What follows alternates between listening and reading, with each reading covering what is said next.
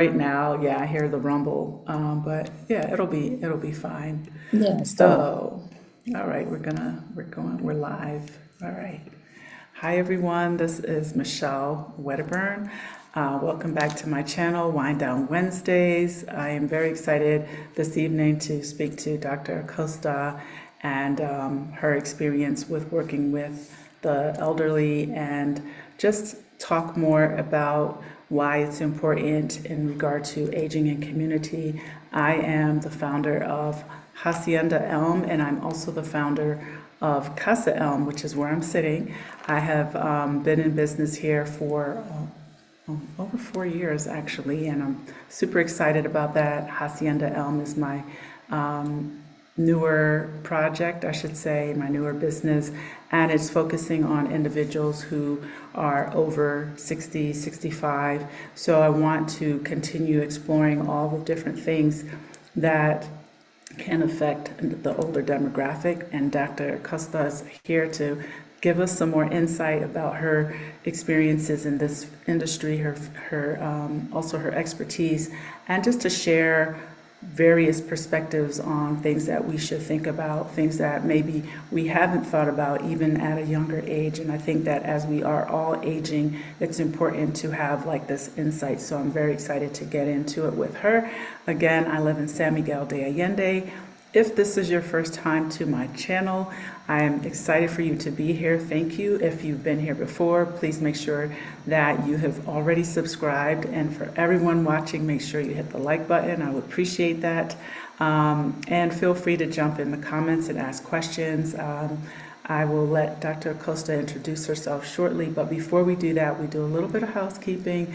I first want to say that Hacienda Elm, we're having one more virtual meeting presentation this coming Saturday, the 26th of July. And if you are interested in joining us, there's no charge for that. This is the link for it. It's here in the chat. Feel free to register there, and then you'll get an email that sends you a Zoom link, so it will be on Zoom. I also want to say thank you to Michelle Watson, who is our official tea sponsor at Casa Elm, and she is the founder of Ingenuity EA and Spice Company, and that's where you can learn a little bit more if you go to her website as well. And as far as events that are coming up at Casa Elm, I'm going to drop this link. By the way, I have added quite a few things for 2026 already this past week. So if you're interested in doing a relocation tour or just some experience, we're going to have some really cool things as well happening next year.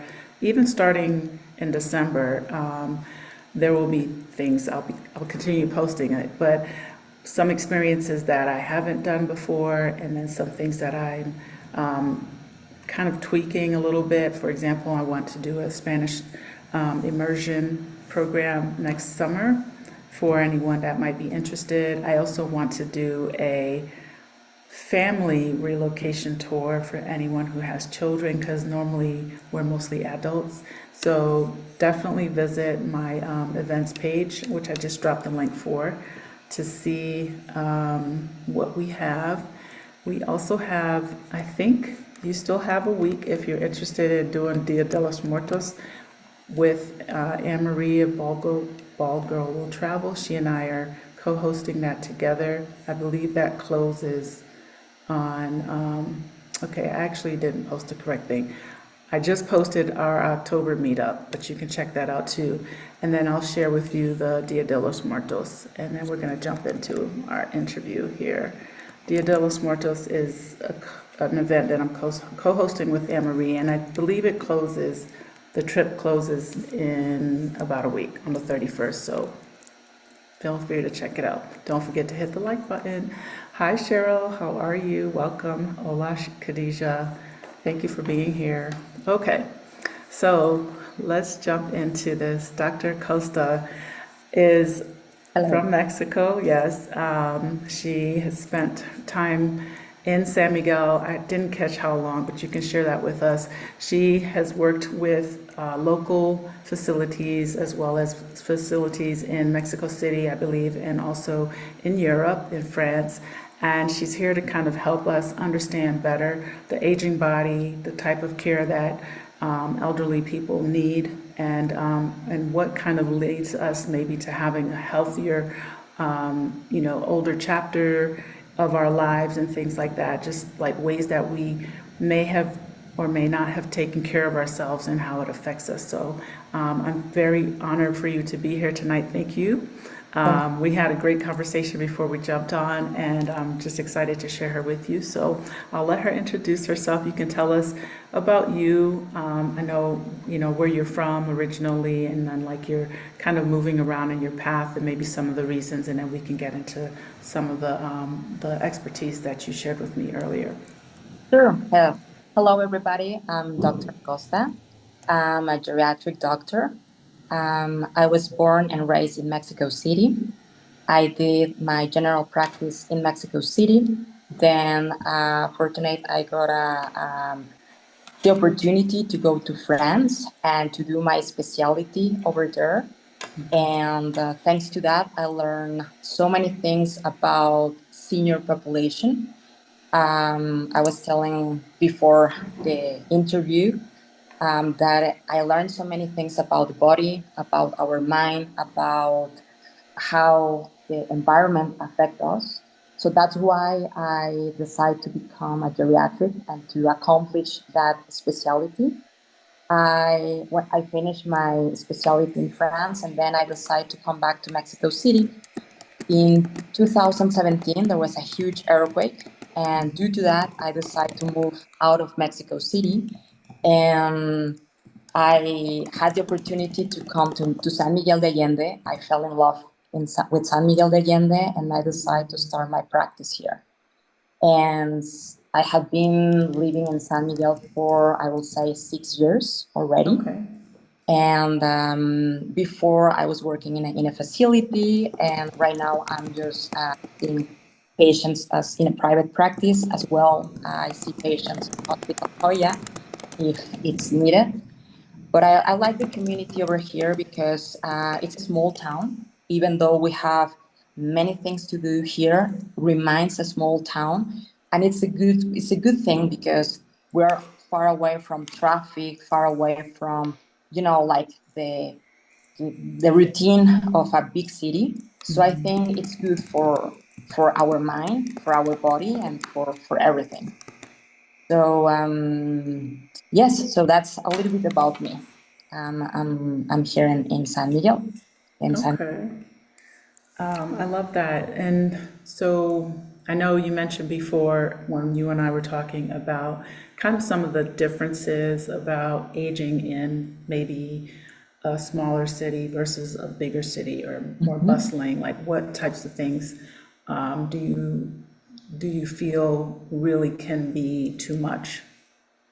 For instance, what I saw when I was in Paris doing my specialty, in big cities, everybody's running. Right now with the technology, we need to update everything.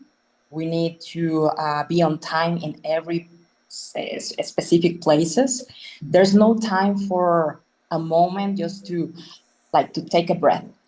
And I think that overwhelmed all of us, and especially when we are aging. That's something that overwhelmed this new world, because the world is going so fast, but our mind or our body start to change, and due to that change, sometimes we feel that we're not enough to be at the same level as technology.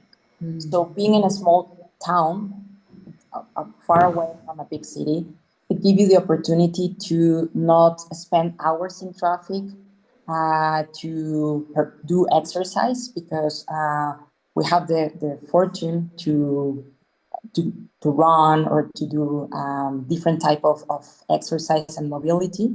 And the time goes a little bit slower.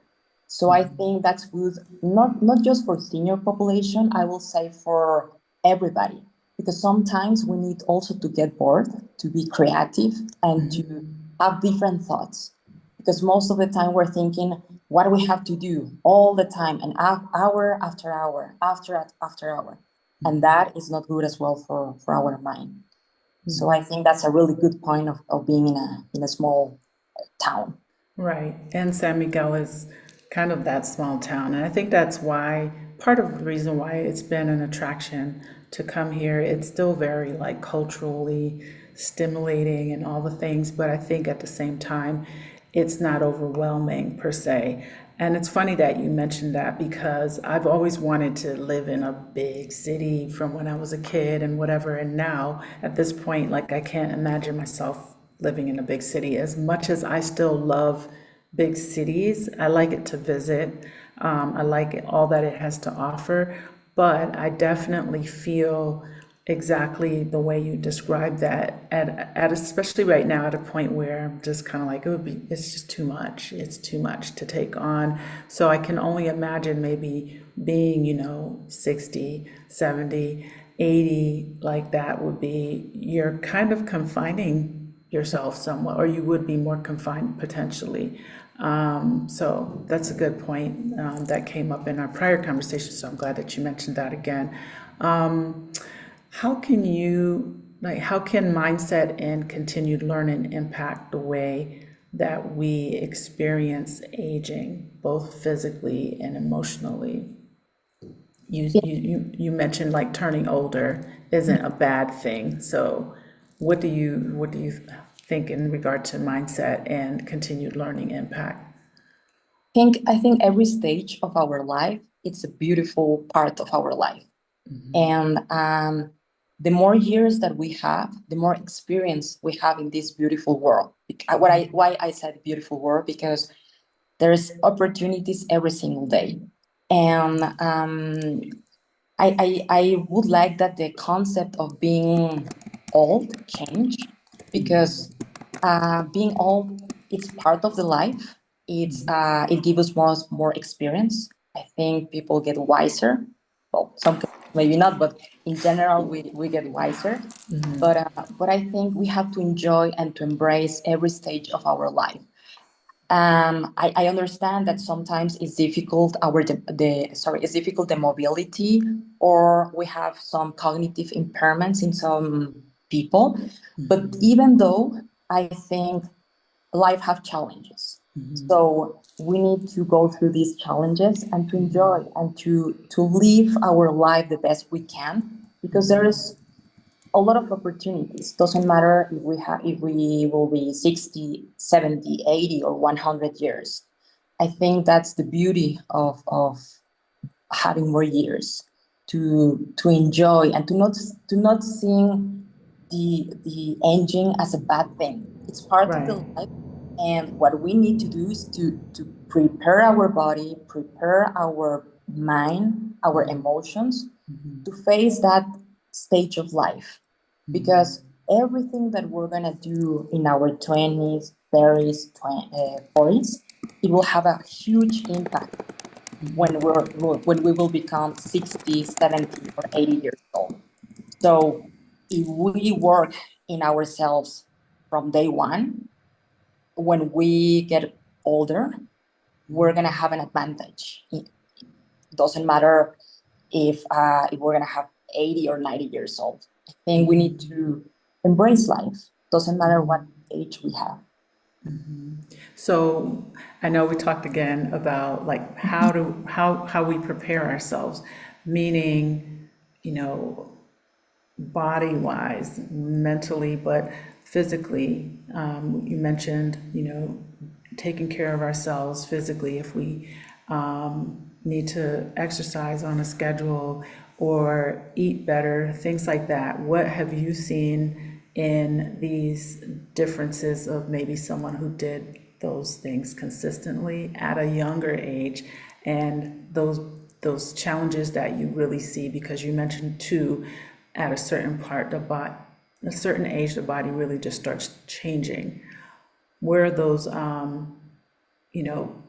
benefits coming into play? At what point do you see this as a benefit for people who started at a younger age, or people who started period, just say, okay, you know what, they hit 40, maybe they had some kind of ailment and they suddenly were like, you know what, I want to take good care, better care of myself.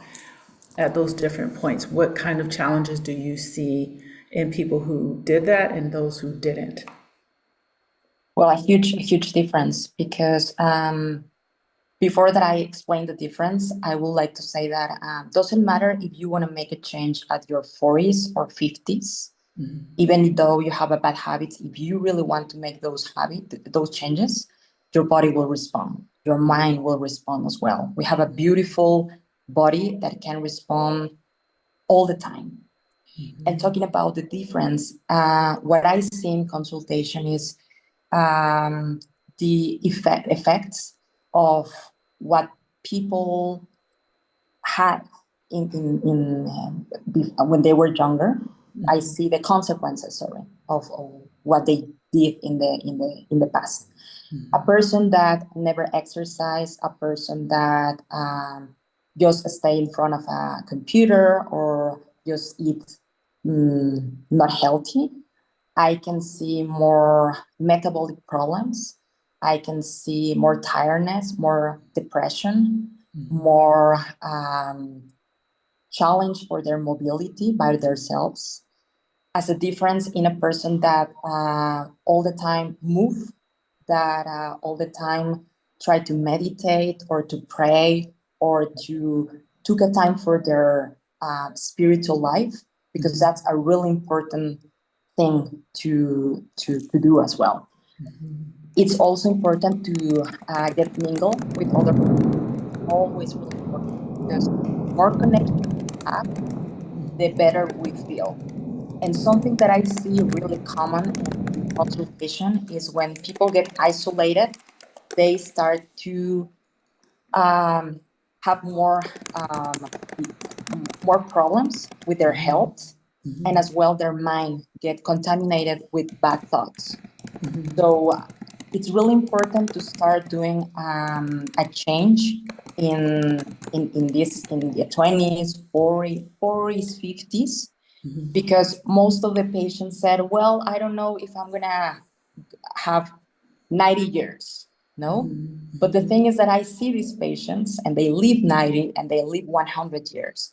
So I think we need to prepare ourselves to arrive to that stage of life in a good way, with a good quality of life. That's the goal, to be independent the more we can. Of course, there's disease that we cannot prevent, but most of them, if we have a healthy life, we can prevent many problems as well. I love that.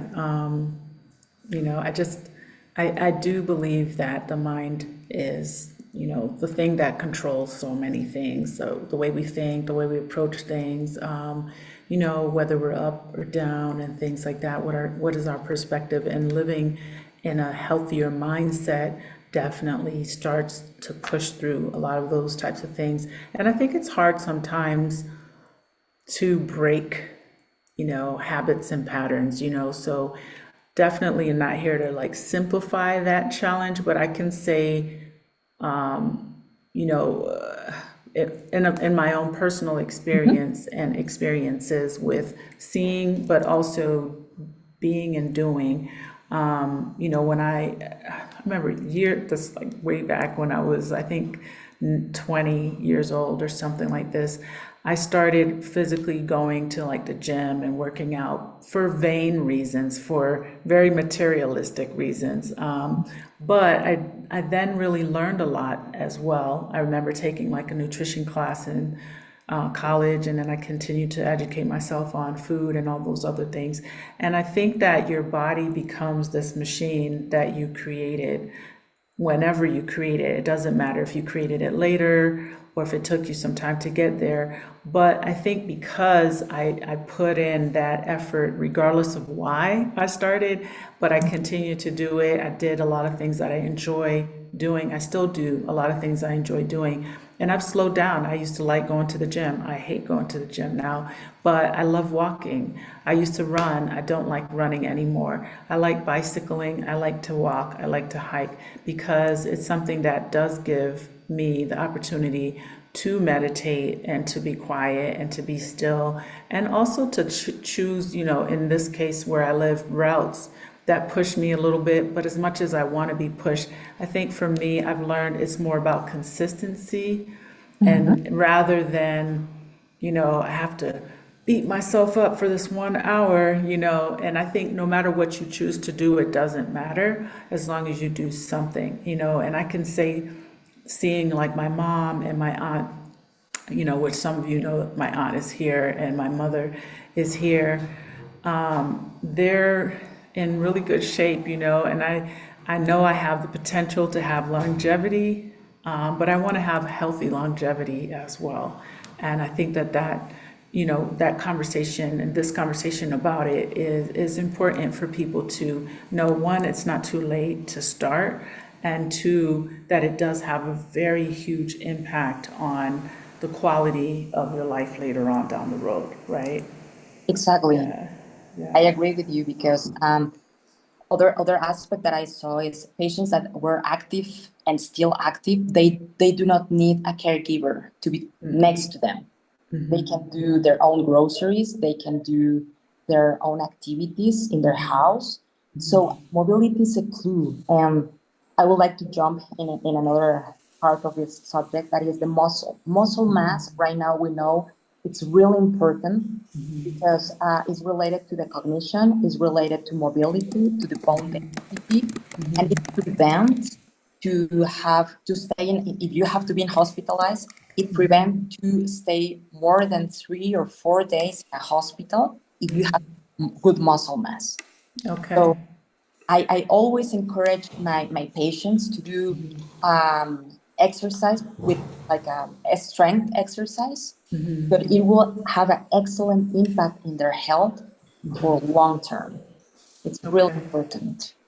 Okay, I agree. I want to say welcome really quick to Maritza and Angel and Danielle. Thanks for being here. Don't forget to hit the like button. No, those are good things. So in regard to spirituality, you mentioned that a bit earlier. How do you feel that ties into mental health in general? More connection, the better we feel, were some of the things that you said. But living in isolation and, being on our own is not a great thing, I think, especially as we age. And you're right about the mind, like kind of taking over maybe how we feel emotionally. Because I notice, again, I'm talking from my own experiences. Of course, I'm not 65, but, I'm going to be there, God willing, at some point. And for me, when I think about, my days, and when I'm really exhausted at the end of the day, and I check into my emotions and my feelings about something, like I think, am I tired? Am I exhausted? Why do I feel this way? Right? Why? What's going on? But I realize too, like, this is a strong thing, right? And I just need some rest. I need to sleep. I need to change my perspective, or just forget about it and go to sleep and let it go. But I think that as we age, it becomes harder to do that when we are isolated, because I could see where someone could slowly deteriorate and go a little bit crazy up here first, because if you're just with yourself all the time, by yourself most of the time, and you're not having like that interaction, which is, why we're here. I'm talking about Hacienda and community, being in community, aging in community, why it's important. I wanted to just kind of like talk about that a little bit. I mean, the spiritual part is really, really important because it gives us peace. Doesn't matter what religion every person practice, or even though you don't practice any religion, just to have a moment with your inner voice, with you, but with peace, it will create a good environment in your head. And it's good to see and to hear other voices, other places, other situations, because that's a really good feedback for the brain and the soul. because we always learn from other people, from other cultures, from other things that we see every day. And that is really important because when we are with different people, our body it's respond in a good way, because as human beings we belong to communities. We need this community. We need friends. We need partners. We need a good environment to feel good. And the spiritual part guide every person in a good way. And as I said at the beginning of the talk, if we are overwhelmed with technology or with the work or with many things that we have to do, we don't have any time for our spiritual life. And that's really important because, as you said, we feel exhausted. Maybe one day we don't have a lot of work, but we feel drained, we feel exhausted. And it's because we don't pay attention of our inner voice, and we don't take the time just to slow down. And that's where the spiritual part comes, because it helps in many ways to our brain and to our well-being. Absolutely. I agree with that. Welcome to Anna Marie Farias. Thank you. Excellent. I don't know if that's a friend of yours. She said, excelente, Dr. Rocío Acosta. And welcome to Rocío Reyes Leon. Thank you for being here. Don't forget to hit the like button. So one of the things I wanted to ask too is, how do you approach personalized care? For example, especially when it comes to understanding what each person's unique mobility is, what their lifestyle is, and their emotional needs. For, let's say, someone who has maybe an illness or dementia or something like that, versus maybe someone who's maybe a little bit more fit. Like, what is your approach for your patients? In general, doesn't matter what if they have a disease or they just come for a regular checkup. I need to know them. I need to listen to them, because if I don't know who they are, I cannot treat them. So, for instance, if the patient cannot talk or have a language problem, I need to talk with the caregivers. But I need to know as well, how is their environment? If they live with family, if they live alone, if they are dealing with grief, if they are dealing with nutritional problems, or if there's depression. To treat a human being is not just give a medication and prescribe. It's important to know the person. It's important to know their needs. So that's why I take time to know them and to know first why they are coming. I mean, what I can help. But then I need to know how is the entire environment, because if the house have a lot of stairs, is an example, then I know that it's going to be a risk for this patient to fall. Or if there's a lot of carpets, that's another risk, so this patient can fall down as well. So these small details provide me a lot of information. I need to know about how the family environment is, if there's problems with the family, if there's problems with the partner, if there's problems with the friends, because all of that affect. And then I can see why a patient have a gastric reflux, or this patient is always with depression or having anxiety, because what our body feels, and when we don't talk about that, it will translate in a disease. It will become a disease as well. So it's really important as a geriatric doctor to know the patient and to know the family and the environment. Absolutely. What did you find to be some of the differences when you were in France with care, healthcare? I know you were in a city, but just kind of maybe culturally versus now that you're back in Mexico, you live in San Miguel.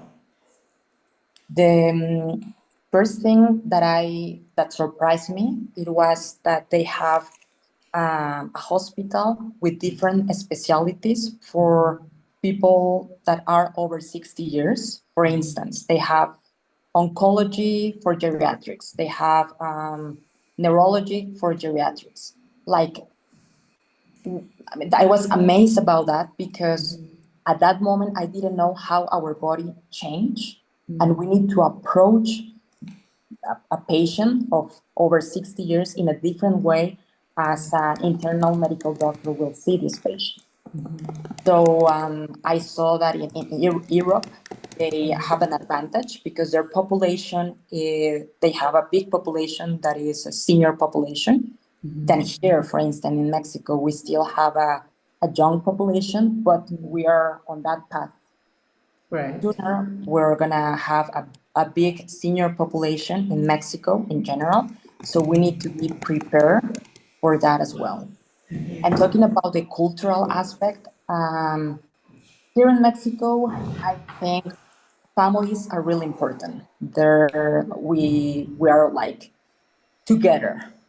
And I think in most of the cases, we take care of our abuelitas or abuelitos, grandpas, grandmothers. And in Europe, I saw more independent life.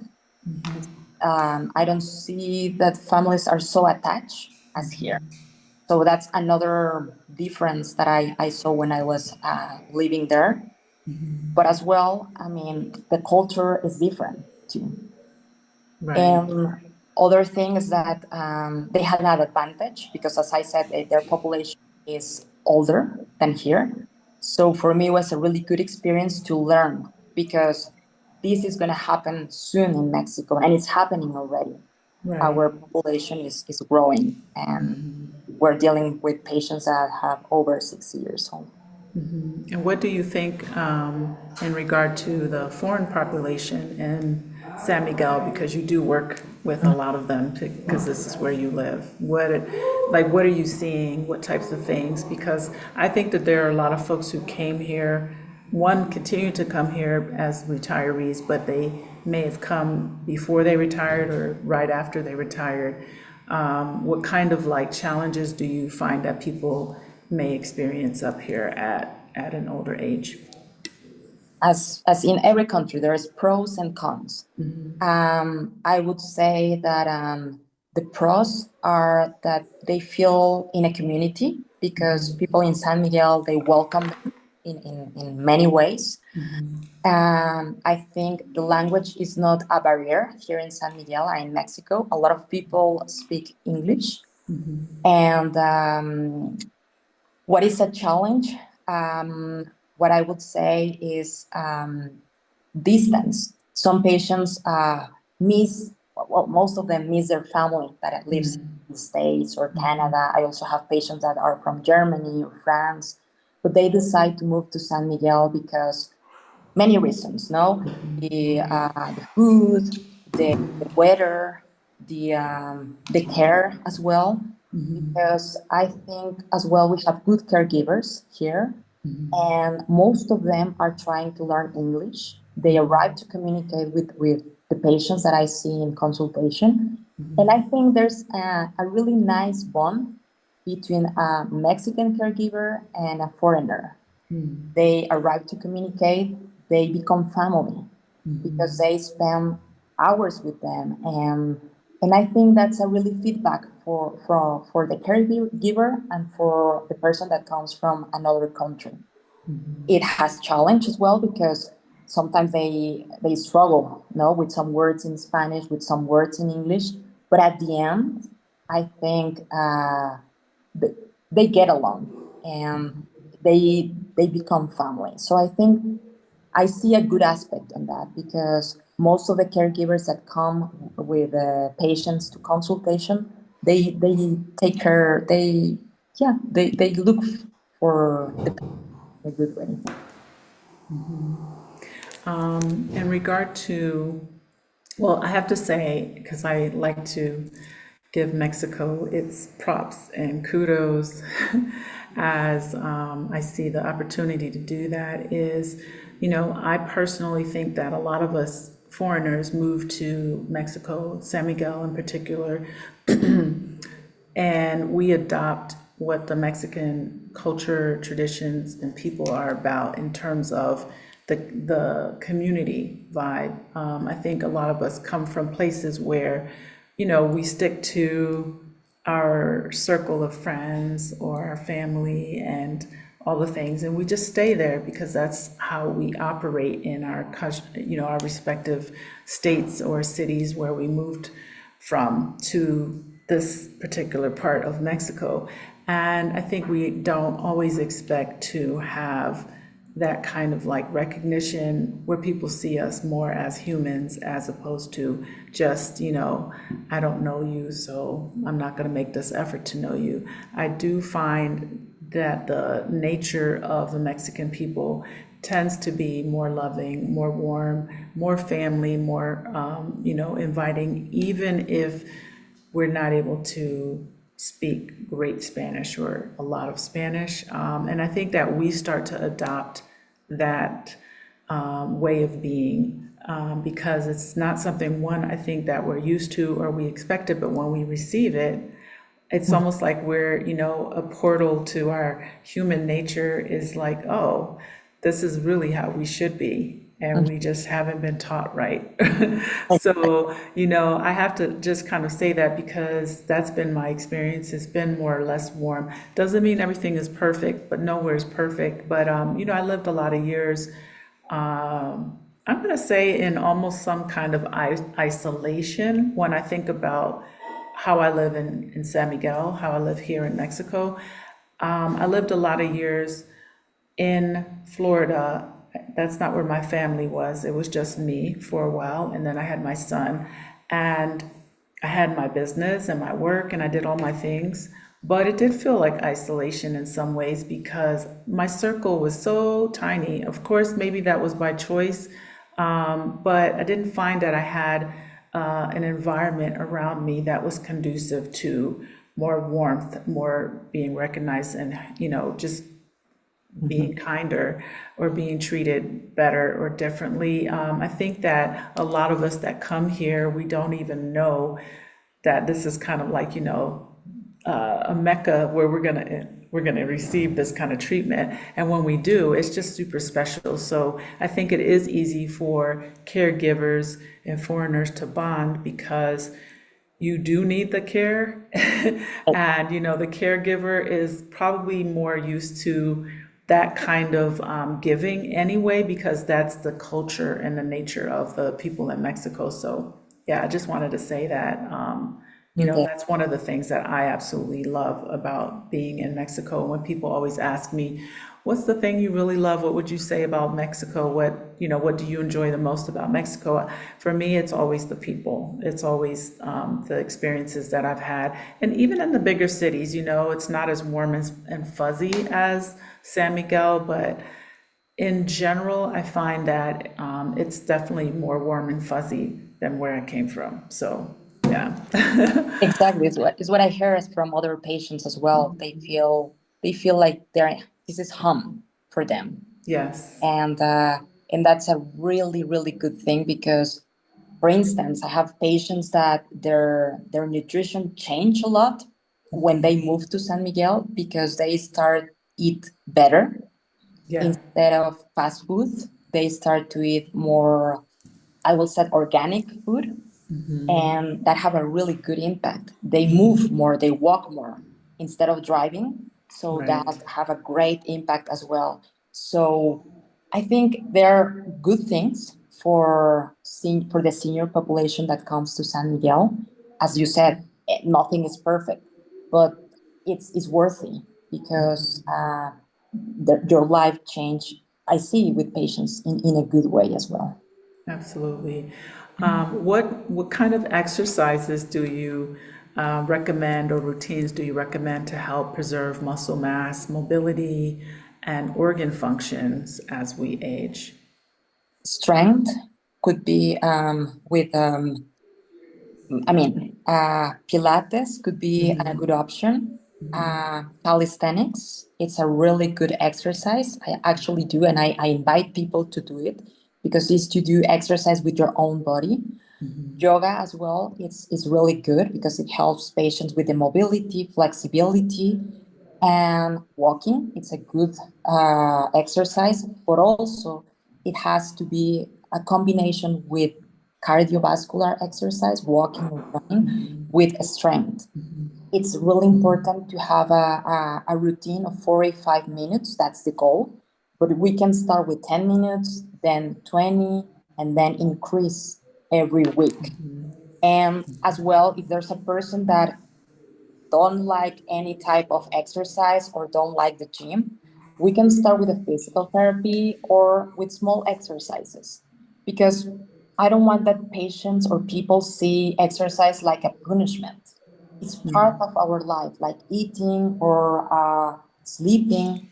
It's really important that we move. That's why we have muscles. That's why we have bones. So we need to take care of them. So they take care of us when we will be weak or when we will be a little bit more vulnerable, because mobility is really important. And strength exercise have a really good impact in cognition. So when we challenge our body to do new physical exercise, we are creating new neurons, new cells, and that's good. Doesn't matter if we're 80 years old. I just want to tell you about a story of a patient. I'm not gonna say her name, but this patient, when I saw her the first time, she was really, really thin. She didn't have any muscle mass, and we were reviewing her lab work. I weighed her, and she was really, really thin and having metabolic disorders. So she commit to do this strength exercise, eat more protein, and eat better. And I promise, I saw her a year after, and she was a totally different person. And How I was so? really, her muscles built. She showed me, she was really happy. She showed me Okay. her biceps, her triceps, because she commit to change her life. Okay. And that's why I put her all the time as an example, because once her mind decide to change, doesn't matter if that patient have 80 or 70 years old, it's possible. So I invite all patients to start with small changes and to have routines, because our mind need a routine. Doesn't matter if they are retired.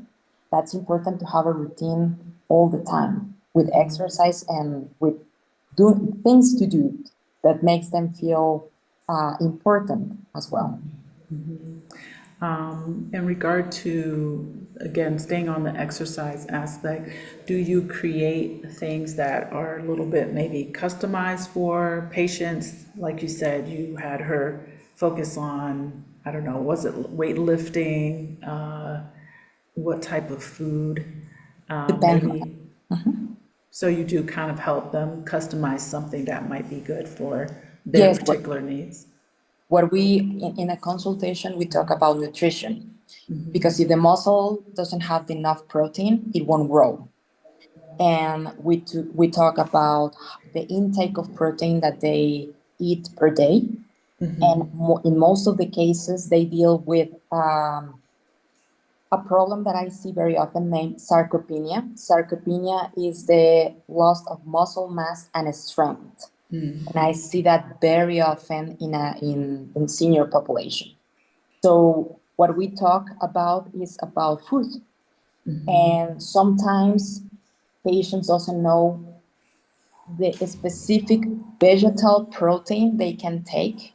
Because if we think about protein, we think about just meat and chicken or Right. fish. But there's other source of protein that are helpful for all patients.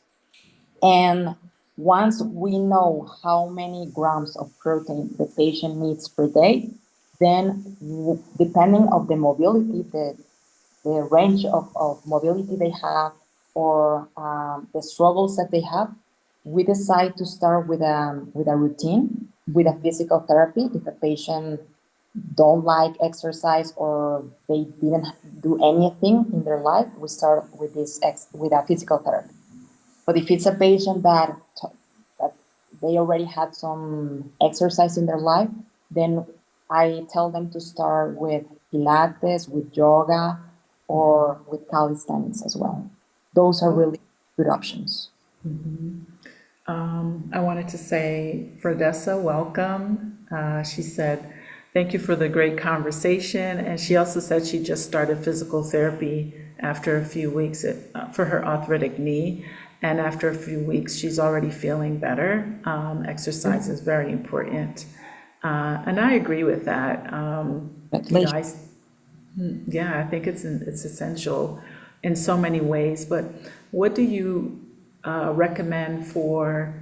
Okay, again, back to the San Miguel. A lot of people retiring, living alone, and aging here. Because I know you have a lot of interaction. Do you also recommend to people maybe to have like more stimulation and interaction if they maybe are starting to not go out as much because maybe they feel more tired or they're aging and they feel like, you know, it's harder, more difficult, but now they're starting to maybe become isolated here and then eventually physically isolated. What do you have like recommendations as well for people to be a part of maybe groups and activities that are at their level? Do you recommend those types of things as well to your elder patients? Totally. What I tell them is the first time it's going to be difficult because it's a change. So the first day could be the most difficult day. And but when they decide to go, just deciding going there and being there, it's a huge change. And when they belong to a community, that's good because they will have friends in the gym, they will have friends in Pilates. So it's not just for the physical exercise. They will have a support group as well, and they can talk about how they feel, and maybe they can meet somebody that is dealing with the same problems or similar problems that they are dealing with. So I encourage them to go out and to meet new people. And Right. it helped them in so many ways because they create a good community and they become friends, and they encourage each other to go to the gym or do an activity that they love or they want to do something as a group, not just by yourself. It's really important that we as humans talk. And if they have this group as a community, it's excellent. It's good for them. Absolutely. Things like music, art, I don't know, reading groups, maybe dancing, at least some kind of like movement, because I do think music is for the soul in so many ways, even when you can't move. I know you mentioned that you worked in another facility before.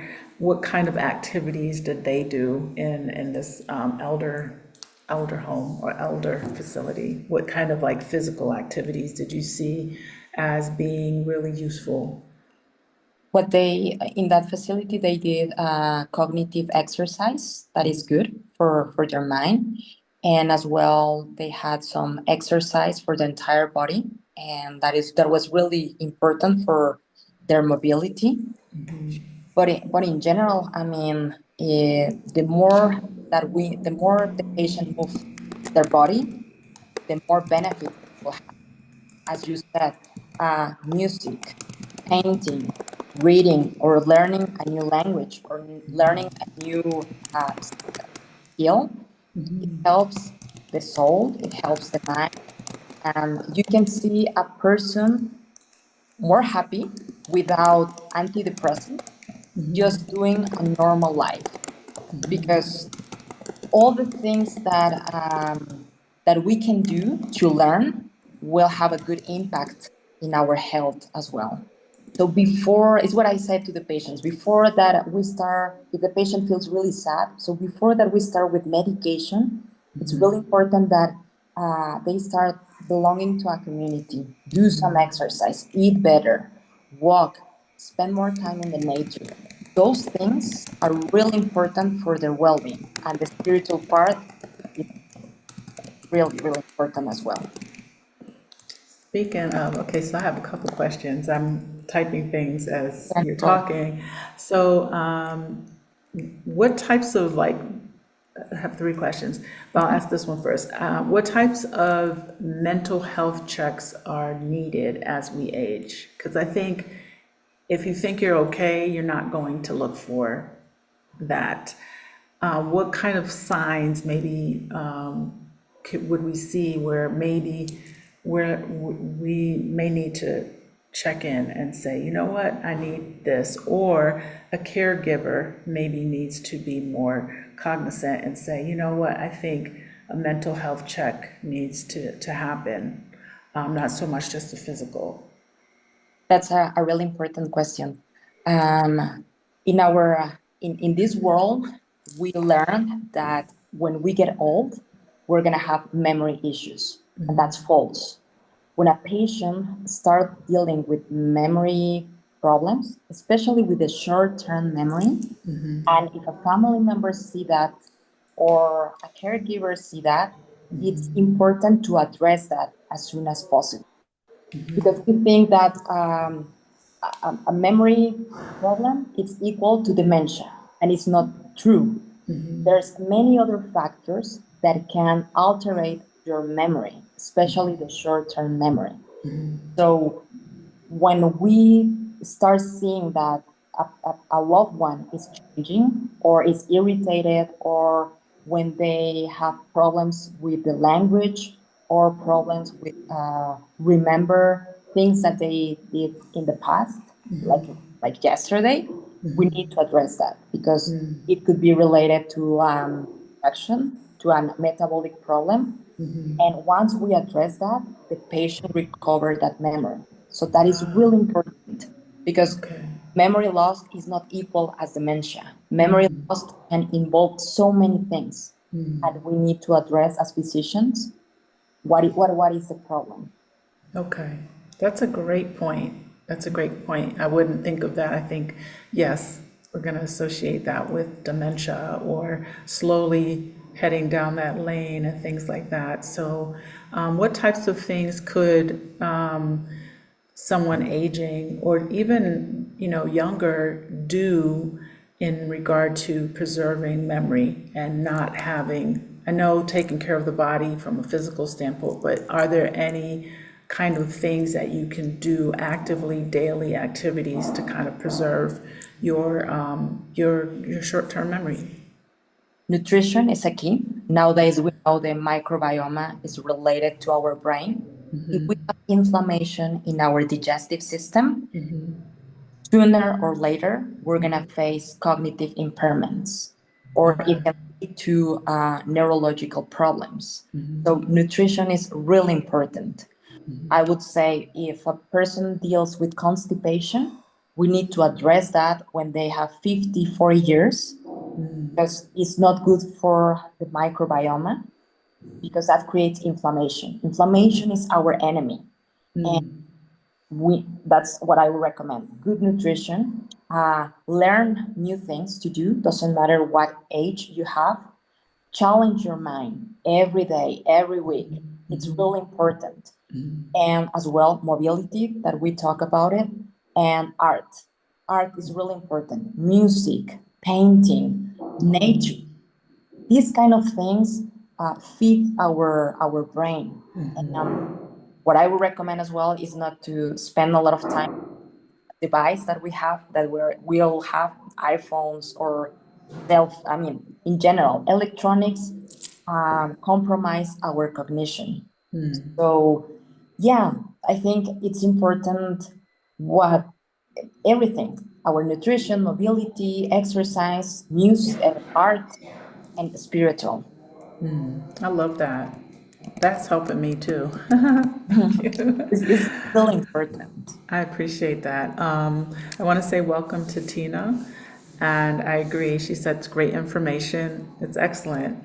Even for those of us that are not necessarily 60 plus, but close. I think that just knowing about inflammation, I mean, I hear things, but I've said this to people recently that, and one of my guests that's here, we went walking, and I was saying to her how in my mind, I remember how I could react to things physically. I remember how hiking was easier. I remember how running up 2 or 3 steps at once was possible. And now this is like, no, I'm not going to do that because I may hurt myself. Or I remember how I could just, react to something, and it's so we don't necessarily age up here until our body is like, okay, no, you got to slow down and stuff like that. So I think understanding the body as we're aging better, we can take better care and we can pay attention to things and not ignore things. So I have a tendency to ignore certain things because I'm used to just going and doing. But for example, as you mentioned, inflammation, what could be causing that, and that could lead to memory loss. That's like really that's important to know. So thank you so much for that. I think this is going to be super helpful for a lot of us. Tina, Angel, let's see. Yeah, I agree. You're saying great information. I wanted to ask a question, and Khadijah agreed that it does take time for the mind to catch up with the body, or I should say for the mind to slow down and realize that the body is at this place, right? Same thing as we age. I was giving my client an example that I went hiking a few weeks ago, and I had not really done a hike like that for, I think, it's been about a year, maybe. I can't remember. I did do a good hike in January when I was in Jamaica. And being in the mountains, of course, the air is a little thinner. But I was with this group a few Sundays ago, and it was very difficult for me. And, in my mind, I just like, oh yeah, no biggie. And I didn't even ask them, like, what level is this hike? I just showed up. Showed up and ready. I was like, let's do this. And then, we started going up, I was like, man, the breathing was very heavy and all the things. I felt amazing when I got back home, but I realized that up here wasn't quite what was happening with the rest of my body, but it was still good because I felt good about pushing through it and want to do more and continue. I do walk often. I don't walk necessarily daily, but I walk quite a few times a week. And I'll sometimes do an uphill kind of walk and then a flat walk, but I do try to be consistent with that. But it is something to think about as we age, to continuously having the routine and being consistent with whatever it is that you choose to do. And I think it's important to like it so you stick with it and it doesn't feel like a burden. I love dancing, so I don't get to dance in the way that I would like to. So I just dance downstairs. I turn on the music I like, and I just, I dance until I'm tired, and then I'm like, okay, I got that out my system. Exactly. That's for your soul, Yeah, for everything. absolutely. And also, I would like just to say something like when I heard that a patient is going to retire or they are dealing with a retire, a lot of them get depressed because they tell me what I'm gonna do. I just work in my life, but it does. I mean, what I encourage them is to do different activities that they will enjoy. And to Right. prevent that, it will be important that before they get retired, that they do other activities than work. I know it could be difficult, but it's something that we need to think. This is going to happen. So I have to be ready for that moment. And as I said, every stage of our life is great. So that moment will arrive and we need to be ready for that. Basically. Exactly. I agree. And I'll also say if you're a parent, like encourage your children to also, be active and do the things, because it does it's a conditioning, right? It's a conditioning of our mind, it's a conditioning of our bodies, and it's not always so easy to recondition how we approach exercise, fitness, food, and all the things. Just kind of like encouraging children at a younger age to be physical, if possible. Understanding people do have limitations, there are mobility challenges, but I do think that there are things that we can still do, even if we just sit in a chair and, lift our arms or lift some cans of soup or some beans or something, whatever, just kind of like being as active as possible. And as I've been talking about my aunt and super excited that she's here, she's just so physically fit for me and also my mom. I look at them and I just think, I don't even know if like right now I'm tired. And I don't even know, they're like much older than I am. Well, not so much my mom. My mom's only 26 years older than me. But, how will I be at this point? So I look at them and I want to keep active and I want to keep pushing through, because I do see the long-term benefits of, choosing to live this way. And, especially for my mom, I was telling someone yesterday that she never drove. So she has walked and she continues to walk all the time, and she's really just very fit for her age. So That I think, yeah, I think it's a beautiful thing. I was going to ask you, what type of interaction do you think happens when a younger child is with older people? Like, how is that kind of like dynamic? And I'm asking for specific reason because that's one of the things with Hacienda that I would like to maybe have, like, I don't know how often, but have a day or so when, younger children or teenagers come in and older people can share things or an activity together, whatever that. It could be gardening, it could be storytelling, because I love the wisdom that comes from older people. I really do. I love listening to them. They're so funny, and just their perspective and how they see things. So, what do you think about those types of interactions? that is great. It's excellent, because what we need to understand is that we don't have to isolate them, like to think, oh, he's old or she's old, so she will not understand what I'm doing or what I'm talking about. But when we have that approach with the kids, with seniors, it's great, because as you said, seniors can tell stories and kids love it, and they interact in a great moment, because for the senior they are creating their memory, they're creating a story, and for the kids they are imagining the story. So here is an example of how an interaction with two human beings, with, regardless the age, it's a successful, because both are doing something productive for their brains and for their hearts as well, because they smile, they feel encouraged to move more, because kids are running and jumping and they want to do things with them. So that encourage a person to do the same thing, or maybe just to try to follow, and that's excellent. And with teenagers, it's great as well, because they can talk and they can ask for an advice, because as you said, seniors have a lot of experience, and we need to learn about that experience as well. Yeah, I'm just thinking about even when I was younger,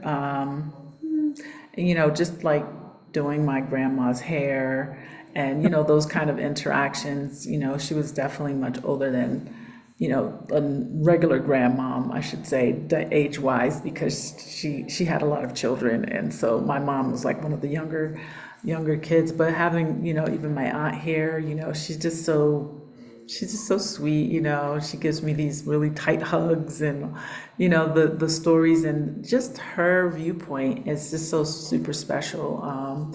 So for me, it's all of the things that, you know, I like to hold close in terms of this project, doing Hacienda Elm, the experiences that can be warmer for an older demographic as opposed to, like you said, aging where you become more isolated or you're tucked away somewhere because it's too much effort or work for someone. You know, like we're here to support that kind of support. The one other question that I had for you was, do you find that a lot of times people are over medicating in this age demographic? And is, I know in Mexico it's much easier to have access to medications and things because you can just go in to a lot of pharmacies and buy things without prescriptions and stuff like that. But what kind of like things do you find for an older demographic? Because I find that that could also contribute to their mental health. Another good question. I saw patients that come with 12 or 13 medication, and that is like really, really bad for the patient because they are dealing with the side effects. And sometimes what it happens is that they go to different doctors, and different doctors, different specialties, they will add medication. So what I encourage patients is to do the activities, because the less medication that they take, the better life they will have. And that is really important because one of our big enemies are antidepressant and medication to help them to sleep. A lot of patients take a lot of medication that help them sleep, but that's another thing. If a patient is not sleeping correctly, they will have more cortisol, more inflammation, more problems. So Okay. what the medication is going to do is just to numb the symptom, not Okay. the problem. So yeah, I mean, we try to decrease. I talk as a geriatric, to decrease the number of medications that they take. The less medication, the better for them.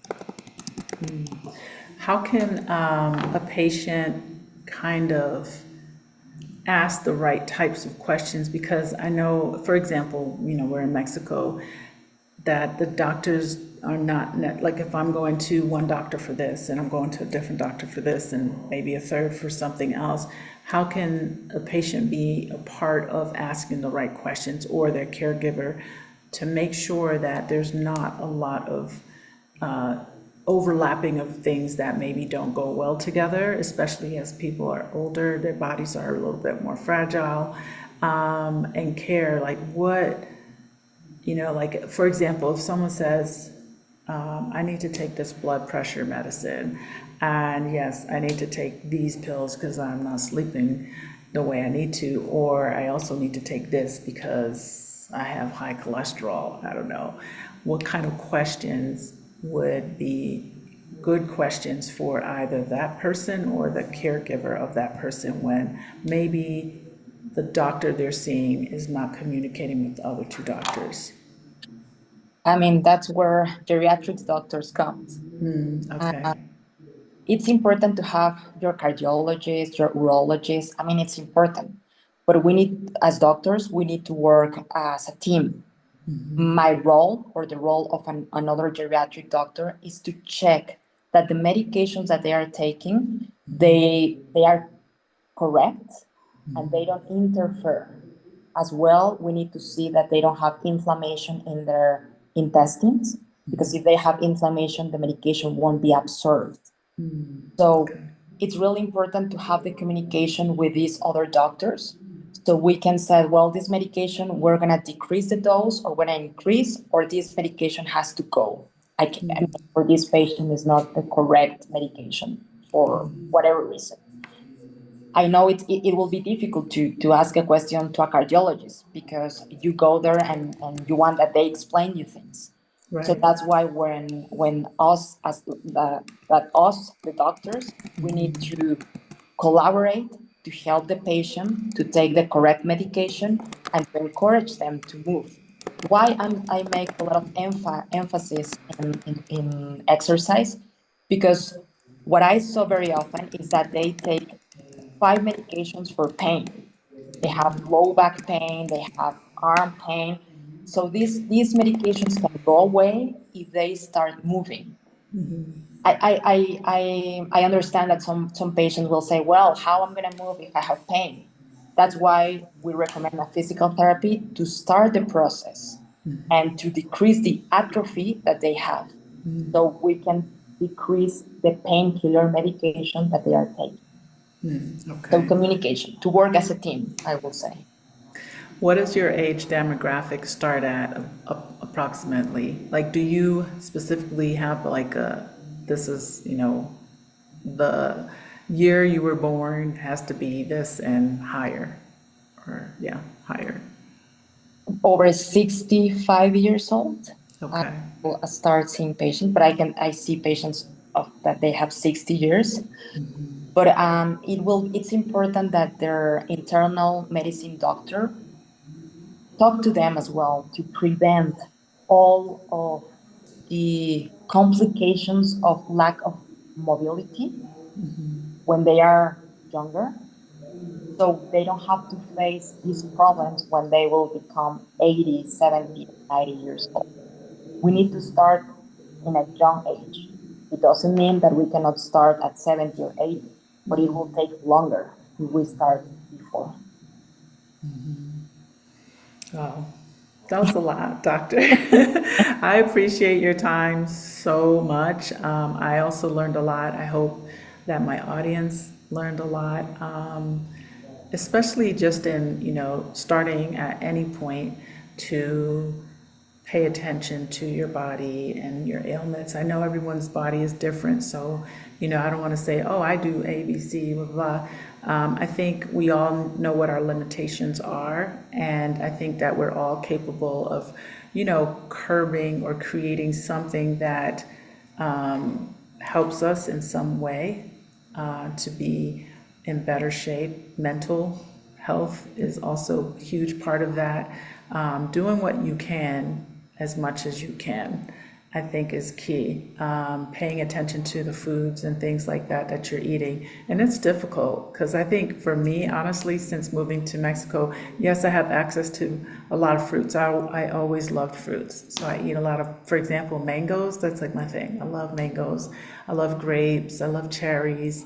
Those are probably the things I eat the most. If passion fruit, the maracuya, I can't say it right. But If, good. yeah, we call it passion fruit, but I know it's like something different here. Well, I don't know. But anyway, I love those. They're a little pricey. And, I could eat 10 of them in a row. They're so good. It's fruit. Instead of Yeah, processed food, it's way better to eat fruit and move. I mean, that's the key. That's medicine. right. Good, move, have a good spiritual life, and you will be okay. Yeah, definitely the spiritual life is real too. At night for me, what helps me rest better is I listen to meditation music. I just let it play. And it really, really, I feel that I sleep deeper. I also used to go to sleep with earplugs in the past and eye mask, but then when I had my child, I was kind of like, oh, I need to be more Mm. alert. But eye mask also really helped me. I know some people don't like it, but I find that, just something about it. I don't know if it's the touch or the comfort. It tends to help me rest deeper. And also being aware at this point, at a younger age, of like the level of stress that we are absorbing all the time, however and wherever it's coming from, whether it's coming from, life, lifing, problems, care, financial stresses and things like how can we sometimes alleviate some of those things so that we definitely have more balance in our health, our mental health, so that it doesn't just go downhill. Because you had mentioned earlier that you find that at 65, sometimes the body really starts to drastically change in ways that maybe we don't expect it to. So, what can we do to, you know, keep us in our best possible shape from head to toe? Sleeping, that's another thing, to sleep well. I mean, if we have anxiety or we have a lot of stress, that will increase our cortisol levels, so we cannot sleep. That's why so many people needs to take medication to sleep deep, but it's not Yeah. a real good, just knocking you out to pretend that you're sleeping. But our body needs to rest. So the stress and inflammation again is our enemy. Okay. We need to take some time for us, just not to be all the time working or doing something, because we sometimes I see in general people, if they are not doing something, they feel useless. They like, oh, I have to do something. Not necessarily. We need to be bored as well, to create things and to slower our heartbeat as well, because otherwise we're going to create chronic inflammation. Chronic Right. inflammation is equal to high levels of sugar, diabetic, high blood pressure, cancer, neurological problems. So it's really important to take time for us and to not be Absolutely. all the time working or connected. Just Absolutely. some time. That will help. I'm Sleeping. taking your advice because I work too much. And, I think, again, up here, I feel and I think about, oh, I could do this because I used to be ABC. But now I realize, I do need more. I can sleep well when I sleep, but I do think it's not enough. I do think that just kind of recognizing, okay, you are also aging and you have to start kind of pushing certain things back into your routine. I do walk and exercise and things, but just paying more attention to some of the things that you mentioned. I've never thought about inflammation, but that's important. I need to think about that more often. Thinking about, our bodies and making sure that we're regular, making sure we're eating the right things, making sure our intake of healthier versus not is enough water and things like that. So yeah, thank you so much. I mean, we could go on and on because I have questions, but maybe we'll come back to it. I want to have like kind of maybe a conversation that's, this was about the older demographic, but maybe a conversation around a little bit around, like for women specifically Mhm. losing collagen and all of that. Because I think a lot of us, I don't really fully understand it because I just haven't had to think about that, right? But I do think that those are also factors for women specifically, and maybe we can have like a conversation at another time. And I know that you focus on the older demographic, but I'm sure there's some kind of difference for women versus men as well.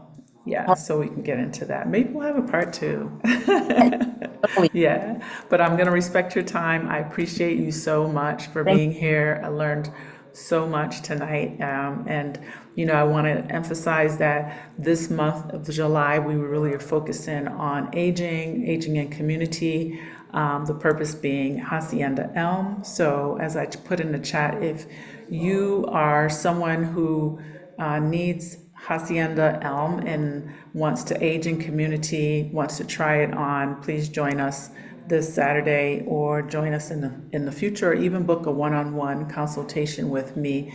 There's no charge for it, to ask questions and to learn more about what our purpose is and what we're here for, what we're doing, and why this is important and why I feel the need exists heavily in San Miguel. So it was really a pleasure, one, to meet you, someone who works specifically with older demographic, and just the things that we need to be more aware of as we are either already there or getting closer to, those numbers in terms of our age and what's important for us to focus and think about and how we can better move into that, chapter in a healthier manner, and also just creating the awareness to pay attention to our bodies. And again, aging in community is key in my opinion. I definitely don't want to be in a place by myself. I don't necessarily need to be all the time, around people and moving into groups and being overactive, but I definitely don't want to be alone either. And this concept. It is taking off. There are a lot of individuals that are putting houses and places together. Co-housing, I know co-living, that's a thing. We're not quite that, but check out haciendaelm.com, and there you can find out more about what we do and join a future presentation. I'm doing a virtual this Saturday. I'm doing an in-person next week, Thursday, the 31st, if you're in town. And also, we do one-on-ones if you have questions and you want to get in there. So I appreciate you all. Hi, Iona. Welcome. Buenas noches, mi amiga Michelle, and everyone. Wonderful discussion. Thank you to Dr. Acosta so much for sharing her experience. Also, Cynthia, very important and useful information. Thank you so much for being here. I'm sorry, I'm not saying your name. Oh, this is someone that I believe is related to you. Alejandra? Is that right? How do you say the name? Is Alejandra. Alejandra. Oh, it's spelled differently. Okay, Alejandra.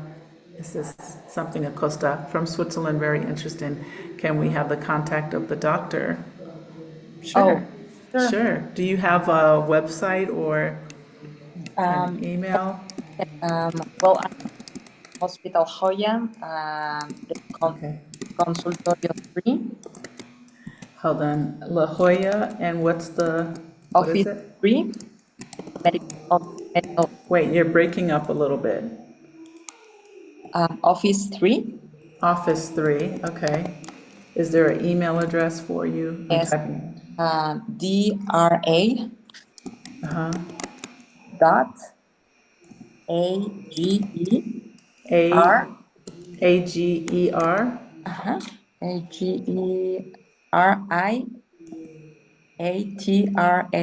AGERIATRACS, geriatrics.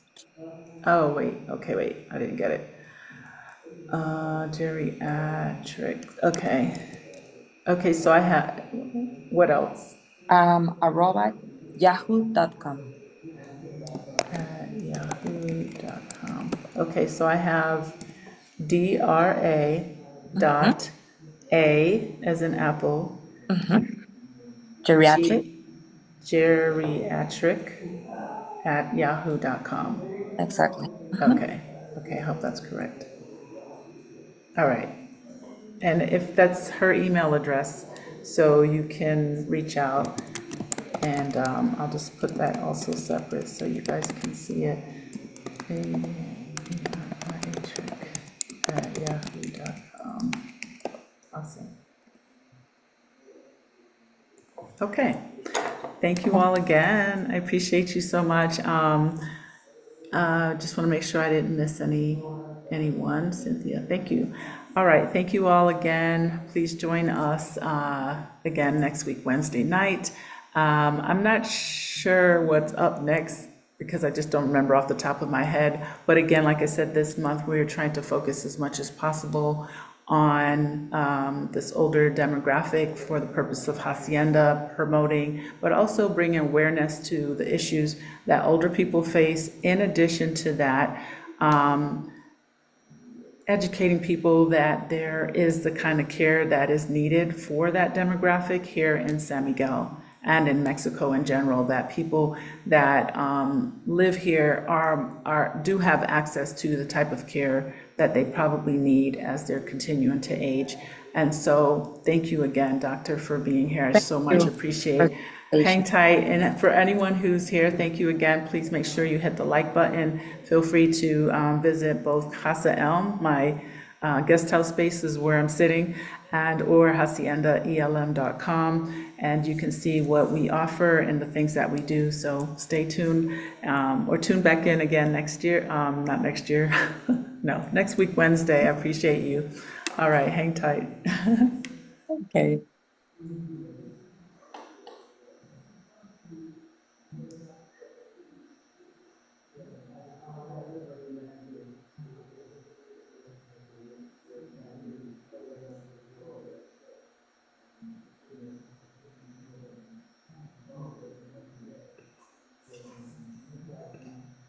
Okay, so there's like a delay. It's like almost 1 minute. So I have to make sure I